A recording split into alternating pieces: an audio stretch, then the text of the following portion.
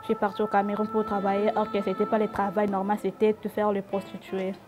Oui, à partir de là, quand j'étais fou, je suis partie au Niger, je suis revenue au Maroc.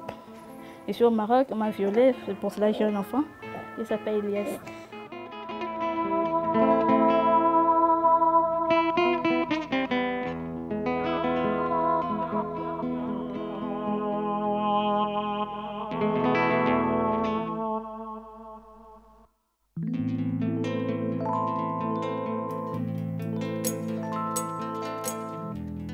L'objectif de cette deuxième phase du projet Tamkine, qu'on vient de commencer, c'est d'améliorer l'accès aux droits à la santé de la population migrante en situation de vulnérabilité au Maroc, notamment les femmes.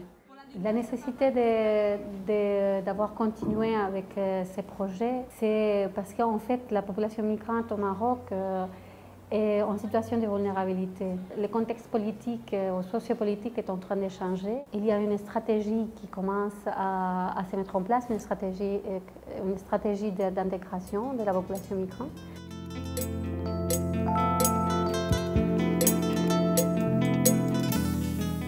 Donc le Maroc s'est transformé progressivement d'un pays d'origine de migrants qui vont essentiellement dans tous les pays du monde à un pays d'accueil de résidence de migrants.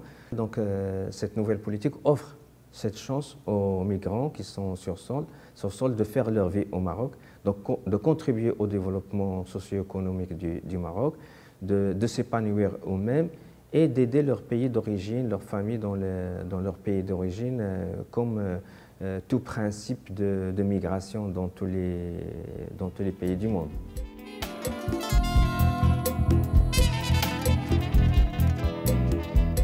Il y a deux catégories de profils. Il y a une catégorie qu'on voit de plus en plus, c'est des femmes mineures non accompagnées, dans la majorité des cas enceintes, qui sont dans la précarité, qui n'ont pas de réseau dans le réseau social. Parmi ces femmes aussi, il y a on en voit d'ailleurs de plus en plus, des femmes victimes de traite, qui sont orientées chez nous généralement par le biais du HCR ou de l'OIM. Bon, je viens de la Côte d'Ivoire. J'ai quitté mon pays depuis 2011, après la guerre. Et quand la guerre a éclaté, c'est comme ça que ma famille et moi, on s'est dispersés. Chacun est parti de son côté. C'est l'ALCS qui a fait qu'aujourd'hui, j'ai accouché dans les bonnes conditions. Sans l'ALCS, je n'allais même pas accoucher parce que je n'avais pas de quoi manger, je n'avais pas un logement, je n'avais pas des habits. C'est des profils qui ne demandent qu'à s'intégrer.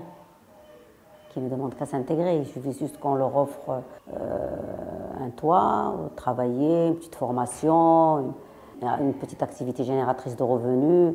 Mais pour le moment, il faut un appui ou une complémentarité de la prise en charge médicale des personnes migrantes qui, en principe, ne se font pas refuser dans le service de santé publique, mais qui doivent payer la facture.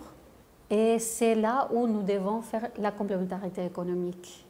Nos partenaires de Tamkine nous orientaient les femmes pour le dépistage du VIH, les femmes enceintes, pour le dépistage du VIH, pour le dépistage de la syphilis et pour la prise en charge, bien sûr, des femmes enceintes vivant avec le VIH pour le suivi.